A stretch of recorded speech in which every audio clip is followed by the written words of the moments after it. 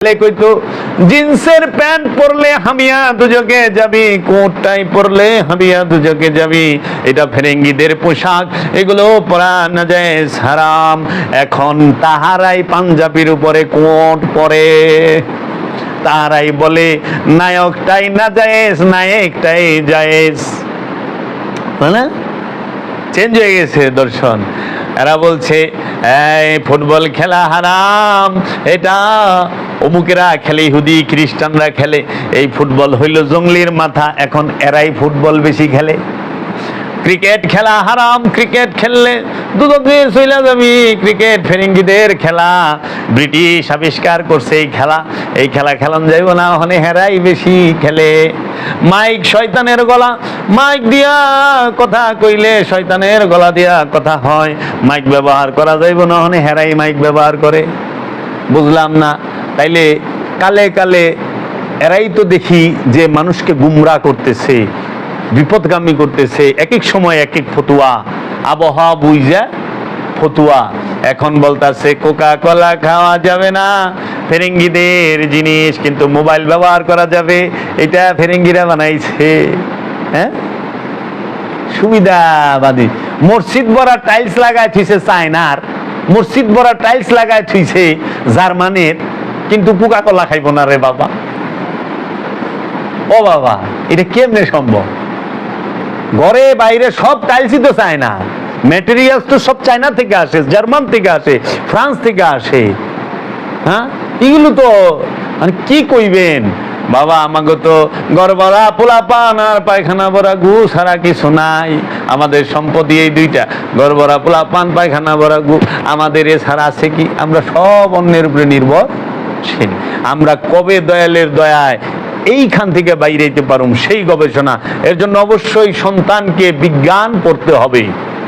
আপনার সন্তানদেরকে আপনি অবশ্যই বিজ্ঞান পড়াবেন, সায়েন্স টেকনোলজির জ্ঞানে জ্ঞানী করবেন এবং আধ্যাত্মবাদের জ্ঞানে জ্ঞানী করবেন। নিজের যে এই দেহতত্ত্ব, মনোজগৎ, এই সোশিওলজি, বায়োলজি, তারপরে জিওলজি, এই সমস্ত বিষয়ে জ্ঞান থাকতে হবে। আমরা আজকে এই ইংরেজি পড়লে হামিয়া দুজকে যাবি, ফেরেঙ্গিদের ভাষা ইংরেজি, ইংরেজি পড়িস না, ইংরেজি পড়িস, তাই লেগে আমার মা খালা গো, আমার নানা এই স্কুলে পড়ায় নাই। এখন সেই মৌলানা সাহেবের পোলায় ওই রাইছে মদিনা ইউনিভার্সিটির থেকে, আল হাজার ইউনিভার্সিটির থেকে বাংলাদেশে টাস টাস ইংলিশ কয়। দেখেন পড়া কি সুন্দর করে কয়, ডিজাইন করে টাস টাস ইংলিশ কয়। তাইলে আমাগো এই যে হাজার হাজার মানুষে যে পড়ালেখার থেকে মা বাপে ইংরেজি পড়াতে সরাই দিছে, তো এই দায়ভার কে নিব? তখন কে আল্লাহ ভালো জানে, ওনার তকদিরে ছিল না, তকদিরের দোষটা দিয়ে দিব। আর আমি আপনি বললে এইটা হয় না। এর জন্য অবশ্যই আমাদের বিদ্যা অর্জন। এখন আবার এই শিক্ষার মধ্যে বৈষম্য। ইউনিভার্সিটিতে পড়লে জান্নাতে যাইতে পারবি না, আর ইউনিভার্সিটি থেকে এমএ পাস করলে একটা ছেলেও তার মা বাবারে জান্নাতে নিতে পারবে না, বরঞ্চ জাহান্নামে যাওয়ার চান্স আছে। এই ওয়াজ করে। আর যদি তুমি একটি ছেলেকে হাফেজে কোরআন বানাও, 10 জনকে জান্নাতে নিয়ে যাবে। শুনছ কথা?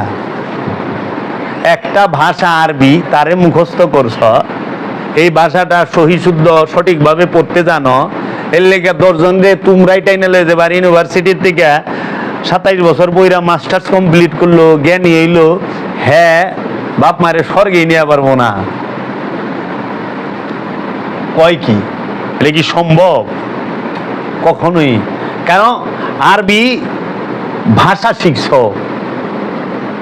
আরবি ভাষা শিখছো, একটা ভাষা সম্পর্কে সুন্দরভাবে মানুষকে ভাষাটা বুঝাইতে পারো। যেরকম ইংরেজি সাহিত্যে যে এমএ পাস করে, হ্যাঁ অনেক জ্ঞানী না, সে ইংরেজি